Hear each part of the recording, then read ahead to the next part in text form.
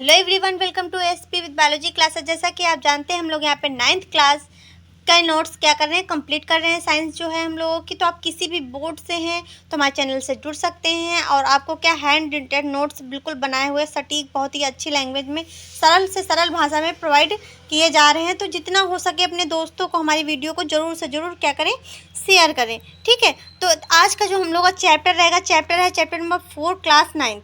तो बच्चों को कंफ्यूज होने की ज़रूरत नहीं है। आप किसी भी बोर्ड से हो, किसी भी बोर्ड से हो, आपके लिए यह क्लास बहुत ही बेनिफिशियल है। क्योंकि देखिए एनसीईआरटी 80% एनसीईआरटी से ही आता है और 20% एनसीईआरटी के फॉर्मूले से आता है। 100 का 100% का आपका किसी भी बोर्ड का पेपर हो तो वो एनसीईआरटी से ही फंसता है। ठीक है, कॉम्पिटेटिव एग्ज़ाम के बच्चे भी जैसे कि कुछ पढ़ना चाहें तो वो भी क्या, देखिए इनकी शॉर्ट में थ्योरी बनी है, तो आप वो भी यहाँ से तैयार कर सकते हैं, अच्छे से पढ़ सकते हैं। तो आज का हम लोग का चैप्टर क्या है, परमाणु की संरचना।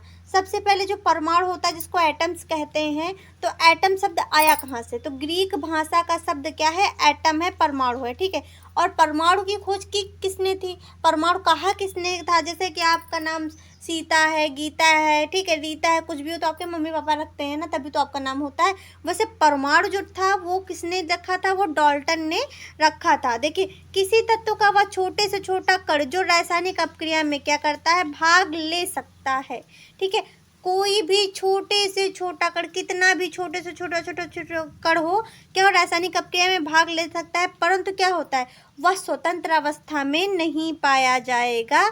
परमाणु कहलाता है, क्या कहलाता है, परमाणु कहलाता है। ठीक है, अब हम सब लोग समझते हैं। देखिए डाल्टन ने अपने परमाणु सिद्धांत में बताया, डाल्टन जो जिन्होंने परमाणु नाम रखा उन्होंने क्या बताया कि देखिए परमाणु सिद्धांत में बताया कि परमाणु अविभाज्य कण है। मतलब जो परमाणु है वो अविभाज्य है, उसको काटा तोड़ा नहीं जा सकता है। अविभाज्य का मतलब है तोड़ा नहीं जा सकता है। ठीक है, इसीलिए उन्होंने परमाणु का नाम क्या रखा, एटम रखा। इसी वजह से उन्होंने क्या किया, परमाणु का नाम एटम रख दिया।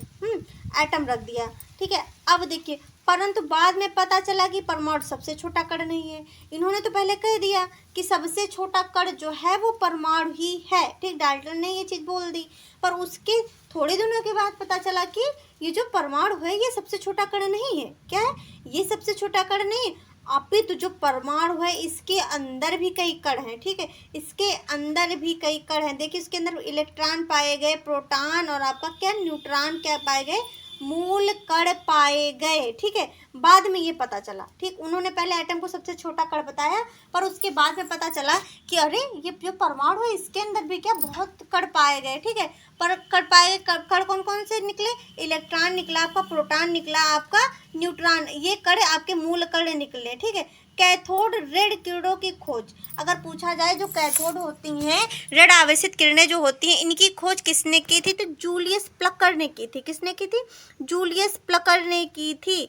जूलियस प्लकर ने की थी। ओके, अब देखिए जो आपका देखिए धन किरणें या कैनाल किरणों की खोज, अगर पूछा जाए धन किरणें और कैनाल किरणों की खोज किसने की थी, तो आप बताएंगे गोल्डस्टीन ने की थी। किसने की थी, गोल्डस्टीन ने की थी। ठीक, अब परमाणु के जो मूल कण, जो परमाणु के अंदर मूल कण पाए गए उनके बारे में जानते हैं, क्या कहा। ठीक है, मूल कण, देखो प्रोटॉन पाया गया, प्रोटॉन पर पॉजिटिव चार्ज होता है। ठीक है, ये देखो मूल कण 3 है, प्रोटॉन है, आपका न्यूट्रॉन है, इलेक्ट्रॉन है। ठीक है, इनका हम लोग द्रव्यमान देखेंगे, आवेश देखेंगे और इनकी खोज किसने की। ठीक, यहाँ पे देखेंगे खोज। ठीक, यहाँ पे लिखना चाहिए था खोज, खोज किसने की, ये चीज़ हम लोग समझेंगे। तो आइए देखते हैं क्या क्या है। ठीक है, तो देखिए सबसे पहले मूल कण प्रोटॉन, न्यूट्रॉन, इलेक्ट्रॉन है। प्रोटॉन का देख लेते हैं, द्रव्यमान कितना है, 1.6726 गुणे 10 की पावर -24, ठीक, ग्राम। और आवेश कितना होता है, प्लस का, क्योंकि देखो पॉजिटिव का है तो यहाँ पे प्लस चार्ज होता है, प्लस 1.6 गुणे 10 की पावर -19 कूलाम। ठीक है, इसकी खोज पूछा जाए तो रदरफोर्ड और गोल्डस्टीन ने की थी। ठीक है, अब हम लोग न्यूट्रॉन देखते हैं, 0 N1। ठीक है, इनका जो द्रव्यमान है 1.67, देखो 50, ठीक, गुणे 10 की पावर -24 ग्राम। और ये कैसा होता है, उदासीन होता है। न्यूट्रॉन जो होता है ये उदासीन कण होता है। इसकी खोज जो है चैडविक ने की थी।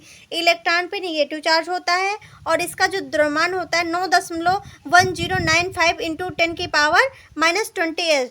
ठीक है, ग्राम। और इसका देखिए आवेश कितना होता है, -1.6 × 10⁻19 कूलाम होता है। इसकी जो खोज थी वो थॉमसन और वाटसन ने की थी। किसने? थॉमसन और वाटसन ने की थी। देखिए ये जो चार्ज है ये आपको याद करना बहुत ज़रूरी है, क्योंकि जब इसके आगे आप न्यूमेरिकल करेंगे उस पर इन्हीं जो चार्ज होते हैं इन्हीं को रख करके फॉर्मूलों पर वहाँ पे क्या होता है, न्यूमेरिकल को सॉल्व किया जाता है। देखिए ट्रिक है ईंट पर नाच। ये बहुत ही पुरानी और बहुत ही अच्छी जो ट्रिक है, ईंट पर नाच मतलब ई से हो गया इलेक्ट्रॉन और आपका क्या हो गया, तो टा से हो गया टॉमसन। ठीक है, तो इलेक्ट्रॉन की खोज किसने की? टॉमसन ने की। इलेक्ट्रॉन की खोज किसने की? टॉमसन ने की।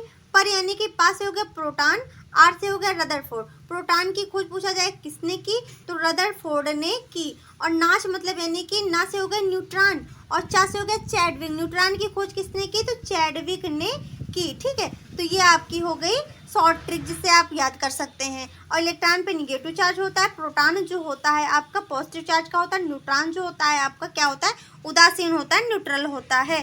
ठीक है, अब हम लोग कैनाल समझते हैं। कैनाल क्या होता है? ठीक है, देखिए 1886 ईस्वी में, ठीक 1886 ईस्वी में गोल्डस्टीन ने धनावेशित किरणों की खोज की। ठीक है, अगर पूछा जाए 1886 में गोल्डस्टीन ने किसकी खोज की थी, तो गोल्डस्टीन ने धनावेशित किरणों की खोज की थी, जिनका नाम उन्होंने, जो ये धनावेशित किरण है इन्हीं का नाम इन्होंने कैनाल रे रखा। क्या रखा था? कैनाल रे रखा था। ठीक है, अब इनके एक प्रोटॉन का इकाई धनावेश अगर पूछा जाए, एक प्रोटॉन का इकाई धनावेश, देखो इलेक्ट्रॉन के एक ऋण आवेश को क्या कर देता है, उदासीन कर देता है, एकदम न्यूट्रल कर देगा, एकदम न्यूट्रल कर देता है। इसीलिए ऐसे परमाणु पर कोई आवेश अर्थात परमाणु क्या हो जाता है, उदासीन हो जाता है। देखिए अंदर जब कक्षा में इलेक्ट्रॉन जो है निगेटिव चार्ज पे चक्कर लगा रहा है, और जैसे ये कक्षा है, कक्षा में चारों तरफ क्या है, इलेक्ट्रॉन है, निगेटिव चार्ज है, इसके बीच में प्रोटॉन है और न्यूट्रॉन है। न्यूट्रॉन तो क्या है अपना, देखिए उदासीन हुआ बैठा है। प्रोटॉन देखिए दोनों का चार्ज क्या होता है, न्यूट्रल हो जाता है, तभी क्या होते हैं, सारे एक जगह थम जाते हैं। ऐसा होगा ना, इलेक्ट्रॉन अपना उधर भागा जा रहा है, प्रोटॉन उधर भागा जा रहा है। पर जो देखिए इसी न्यूट्रल के कारण, क्योंकि आवेश देखो जब दोनों तरफ से बल बराबर लग रहा है तो कोई किसी को क्या होगा, खींच नहीं पाएगा, और जो चीज़ है वहाँ पे क्या हो जाएगी, वह स्थिर हो जाएगी, स्थिर हो जाएगी। अब हम लोग समझेंगे तरबूज मॉडल। ठीक, तरबूज मॉडल इसको कहा गया है। और देखिए थॉमसन का परमाणु मॉडल, अगर आ जाए कि थॉमसन का परमाणु मॉडल बताइए या तरबूज मॉडल आ जाए तो आप इसी को लिखेंगे। ठीक है, इस मॉडल के आधार पर परमाणु एक तरबूज के समान होता है। ठीक है, जो परमाणु दिखेगा वो आपको एकदम वाटरमेलन तरबूज के समान दिखेगा। जिस प्रकार तरबूज में खाने वाला पार्ट लाल भाग होता है ना, लाल लाल जो होता है उसी को तो हम लोग खाते हैं, इंजेक्ट करते हैं, पर उसमें जो काले बीज होते हैं उसको हम निकाल देते हैं। तो ये खाने वाला लाल भाग काले बीज में क्या होते हैं, धसे होते हैं। लाल भाग में क्या होते हैं, काले काले बीज जो होते हैं वो धसे हुए होते हैं। ठीक उसी प्रकार परमाणु के धनावेशित भाग में क्या होते हैं, जो ऋणावेशित, जो धनावेशित भाग में होते हैं, तो क्या ऋणावेशित जैसे कि इलेक्ट्रॉन आपके क्या होते हैं, धसे हुए होते हैं। अब दोष इसके देख लेते हैं। देखो हर एक चीज़ की देखो अच्छाइयाँ होती हैं तो उसकी कुछ कमियाँ भी होती हैं, तो इसके हम लोग दोष देख लेते हैं, इसकी कमियाँ क्या थी। कमियाँ क्या थी, तो दोष क्या था, धनावेश व ऋणावेश दोनों एक साथ नहीं रह सकते। धनावेश और ऋणावेश दोनों एक साथ नहीं रह सकते, ये कमी थी। यह सिद्धांत रदरफोर्ड के अल्फा कण प्रकीर्णन के प्रयोग के विरुद्ध था। जो मतलब यानी कि रदरफोर्ड ने प्रयोग किया था, उस प्रयोग के क्या था, ये विरुद्ध था। ठीक है, जैसे कि ये देखिए आपका ये जो बाहर का है ये धनावेश है, अंदर जो छोटे छोटे आपको विद्युत टाइप के दिख रहे हैं ये इलेक्ट्रॉन कैसे थे, ये ऋणावेश थे। कैसे थे, ये ऋणावेश थे। ये देखिए आपका क्या है, थॉमसन का परमाणु मॉडल। ठीक है, थॉमसन का देखो परमाणु मॉडल है, ये आपका वाटरमेलन दिया हुआ है, ये आपका वाटरमेलन दिया हुआ है। तो इसमें देखिए है क्या, ये आपका देखिए एटम मॉडल है। इसमें देखो जो आपका रेड वाला पार्ट दिख रहा है ये है पॉजिटिव चार्ज यानी कि धनात्मक है, पर जिसमें काले काले जो बीज दिख रहे हैं तो ये क्या है, आपके इलेक्ट्रॉन है। इलेक्ट्रॉन पे कैसा चार्ज होता है, निगेटिव चार्ज होता है। ये आपका डायग्राम के थ्रू आप देख सकते हैं, और बोर्ड परीक्षा में आप इसको बना भी सकते हैं इजिली। अब हम लोग देखते हैं रदरफोर्ड का अल्फा कण प्रकीर्णन प्रयोग। ठीक है, रदरफोर्ड का क्या देखेंगे, अल्फा कण प्रकीर्णन प्रयोग। देखिए रदरफोर्ड ने जब सोने की पतली पन्नी ली, उन्होंने क्या किया, सोने की पतली पन्नी ली, क्योंकि इससे देखो सोने के अलावा अगर और कोई भी किस महीन पन्नी अगर हम लेना चाहें तो वो और किसी धातु की क्या हो, टूट जाएगी। ठीक है, सोने की सबसे पतली ही पन्नी बन सकती, तो उसकी क्या सोने की पतली पन्नी ली तथा उस पर क्या किया, अल्फा कण, बहुत सारे अल्फा कण लेकर आए, उस पर खूब सारी बौछार की ना, जैसे कि आप तीरों की बौछार देखते हो, पानी की बौछारें देखते हो, वैसे क्या कि इन्होंने अल्फा कणों की बौछार की। इन्होंने देखा क्या, जबकि न्यूक्लियस पे उन्होंने परमाणु पे बौछार देखी तो देखा कुछ जो थी किरणें सीधे निकल गई, कुछ क्या हो गई मुड़ गई, कुछ क्या हो गई नीचे की तरफ मुड़ गई, कुछ क्या हो गई उसमें बहुत ही कम क्या हुई वापस लौटी। ठीक है, उसमें बहुत ही कम क्या थी वापस लौटी। तो इसमें इन्होंने ये चीज़ देखी। तो देखो अधिकतर क्या हुआ, अधिकतर हुआ ये कि अधिकतर अल्फा कण पन्नी के आर पार सीधे निकल गए। अधिकतर देखिए अल्फा कण क्या हो गए पन्नी के आर पार सीधे निकल जाते हैं। हाँ, अधिकतर अल्फा कण उन्होंने देखा कि अन्नी के जो पन्नी है उसके आर पार सीधे निकल गए। अतः स्पष्ट होता है कि परमाणु का अधिकांश भाग क्या है खोखला है, क्योंकि देखो जहाँ पे जगह पाएगा वहीं तो बाहर निकलेगा सीधे जा करके। तो अधिकांश देखो भाग क्या है परमाणु का खोखला है, तभी तो क्या हुई देखिए अल्फा कण सीधे निकल गई। ठीक है, और कुछ क्या हो गई कण अपने रास्ते से यहाँ पे देखो मुड़ गए। ठीक है, मुड़ गए जैसे वे किसी धनावेश से क्या हो गए प्रतिकर्षित हो गए, जैसे किसी पॉजिटिव चार्ज से टकराए और क्या हो गए वो रास्ते से हट गए, भटक गए। अतः स्पष्ट होता है कि परमाणु में कुछ धनावेशित व भारी भाग होता है। अतः इसी से क्या स्पष्ट होता है कि इसमें कुछ धनावेशित और भारी भाग होता है। ठीक, अब देखो उन्होंने क्या देखा, अब देखा कि बहुत कम अल्फा कण ऐसे होते हैं जो अपने ही रास्ते पर वापस लौटे। ठीक है, बहुत कम उन्होंने देखा कि ऐसे अल्फा कण हुए जो अपने ही रास्ते पर वापस लौटे। अतः स्पष्ट होता है कि परमाणु का धनावेशित व भारी भाग बहुत ही छोटा है। अतः इसी से स्पष्ट हुआ कि जो वापस लौटे उसी से स्पष्ट हुआ कि धनावेशित भाग बहुत कम भी है और बहुत छोटा भी है। ठीक है, बहुत कम है और बहुत भारी है और क्या है बहुत छोटा है। ठीक है, इन्होंने प्रयोगों व निष्कर्षों के आधार पर रदरफोर्ड ने निम्न सुझाव दिए। इन्होंने अपने प्रयोग किए। ठीक है, प्रयोगों से जो निष्कर्ष निकाला उस पर क्या किया इन्होंने रदरफोर्ड ने निम्न सुझाव दिए। सुझाव क्या क्या दिए अब हम लोग ये देखते हैं। तो देखिए किसी भी परमाणु का समस्त धनावेश व भार परमाणु के केंद्र में होता है। ठीक, कहाँ होता है केंद्र में होता है, केंद्र पे होता है। जैसे कि ये वस्तु है उसके बीच में क्या होता है केंद्र होता है, तो केंद्र में होता है जिसे क्या कहते हैं परमाणु का नाभिक। यही जो केंद्र होता है इसी को क्या कहा जाता है परमाणु का नाभिक कहा जाता है। नाभिक का संगठन, नाभिक का संगठन किसी परमाणु के नाभिक में मुख्य रूप से दो प्रकार के कण पाए जाएंगे। हैं देखो नाभिक में पाए जाएंगे आपके दो प्रकार के कण। उसकी बाहरी कक्षा में आपके जो है वो इलेक्ट्रॉन चक्कर लगा रहे होते हैं ना, ये नाभिक में तो दो प्रकार के कण पाए गए। पहला पाया गया आपका प्रोटॉन और दूसरा पाया गया आपका न्यूट्रॉन। पहला क्या पाया गया प्रोटॉन और दूसरा क्या पाया गया न्यूट्रॉन। प्रोटॉन पे पॉजिटिव चार्ज है धनावेशित है और न्यूट्रॉन जो है वो उदासीन है। इन्हीं कणों को क्या कहा गया न्यूक्लियस कहा गया। इन्हीं कणों को क्या कहा गया न्यूक्लियस कहा गया, जो आपका प्रोटॉन है और न्यूट्रॉन है। अब रदरफोर्ड का परमाणु मॉडल कैसा था इनका, तो देखिए अल्फा कण प्रकीर्णन प्रयोग के आधार पर रदरफोर्ड ने क्या किया था परमाणु को नाभिकीय मॉडल दिया था। ठीक है, जब इन्होंने अल्फा कणों का प्रयोग किया था तो उसी के आधार पर इन्होंने क्या किया था नाभिकीय मॉडल का इन्होंने नाम दिया।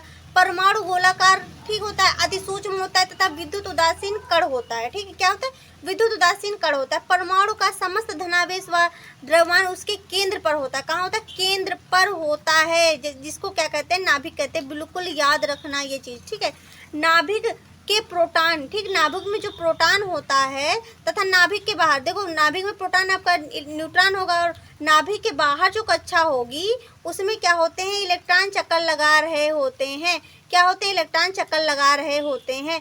इलेक्ट्रॉन के चारों ओर वृत्ताकार कक्षाओं में लगाते रहते हैं। ठीक, वृत्ताकार कक्षाएं होती हैं उनमें जो ये काले काले आपको दिख रहे हैं ये क्या है इलेक्ट्रॉन। ये क्या है इलेक्ट्रॉन जो कक्षाओं में क्या करते हैं चक्कर लगाते हैं। नाभिक ऋणावेशित इलेक्ट्रॉन को क्या करते हैं अपनी ओर आकर्षित करता है। ठीक है, परंतु इस आकर्षण बल को जो यह आकर्षित करता है इसी आकर्षण बल को संतुलित कौन करता है। देखिए इलेक्ट्रॉन अपनी तरफ खींच रहा है, प्रोटॉन अपनी तरफ खींच रहा है। ठीक है, इसको संतुलित करने का कार्य आपका कौन करता है अपकेंद्र बल करता है। कौन करता है अपकेंद्र बल करता है। ठीक है, जैसे कि आपने देखा यहाँ पे ये नाभिक है आपका, ये नाभिक है, इस पे F1 बल इधर से कार्य कर रहा है, F2 इधर से कार्य कर रहा है। तो F2 क्या करता है इसको संतुलित करने का कार्य करता है। ये आपका देखिए नाभिक है, नाभिक के चारों तरफ कक्षाएं, कक्षाओं में क्या होते हैं इलेक्ट्रॉन चक्कर लगाया करते हैं। ठीक है, अब हम लोग देखेंगे क्या देखिए रदरफोर्ड, क्या देखेंगे रदरफोर्ड के परमाणु मॉडल की कमियां। ठीक है, आखिर देखिए कमियां क्या कहती है। देखो हर चीज का फायदा है तो उसका थोड़ा सा आपको नुकसान भी यहाँ देखने को मिलेगा। तो हम लोग इसकी कमियाँ देखते हैं। देखिए, यह मॉडल कक्षाओं में इलेक्ट्रॉन वितरण को स्पष्ट नहीं कर सका। पहली बात तो इलेक्ट्रॉन जो वितरण है कि इस कक्षा में कितने इलेक्ट्रॉन होंगे, इसको क्या किया, इसने स्पष्ट नहीं कर पाया। ठीक है, मैक्स बेल ने सिद्धांत विद्युत गतिकी के अनुसार वृत्तीय गति करता है। ठीक है, इसमें क्या, मैक्स बेल के सिद्धांत में विद्युत गति हो रही थी, पर इसमें कैसी हो रही, वृत्तीय गति हो रही है। ठीक है, इलेक्ट्रॉन लगातार विकिरण ऊर्जा को क्या करेगा, निकालता है, जिसके कारण ऊर्जा की क्या होती है, हानि होती है। हानि के कारण इलेक्ट्रॉन धीरे धीरे नाभिक में क्या होता है, गिर जाना चाहिए। हानि तो हो रही है, पर इस हानि से हम लोग ये देखेंगे कि क्या होता है, जो नाभिक है वो गिर जाना चाहिए। ठीक है, नाभिक को गिर जाना चाहिए, परंतु ऐसा नहीं होता है, परंतु ऐसा नहीं होता है। ये देखिए, जैसे आपका यहाँ पे पॉजिटिव चार्ज है, इसकी कक्षाएं हैं, इसमें देखो विकिरण ऊर्जा निकल रही है। इलेक्ट्रॉन की जब हानि हो रही है तो इसमें विकिरण ऊर्जा निकल रही है। तो F1 F2 यहाँ पे दो प्रकार के बल लग रहे हैं। तो यहाँ F2 बराबर फॉर्मूला जो होगा mv² होगा। तो जब इसका करेंगे तो F2, ठीक है, जो प्रोपोर्शनल होगा mv² होगा। ठीक है, तो डायरेक्टली प्रोपोर्शनल यहाँ पे किया गया, ये आपका हो गया क्या, फॉर्मूला हो गया। ठीक है, अगर इसका सेकंड पार्ट हम लोग कल करेंगे। ठीक है, अगर आपको हमारी क्लास अच्छी लगी तो हमारे चैनल को लाइक, शेयर एंड सब्सक्राइब करें, ज़्यादा से ज़्यादा अपने दोस्तों में शेयर करें। मिलते हैं इसके पार्ट सेकंड के साथ, तब तक के लिए थैंक्स फॉर वॉचिंग।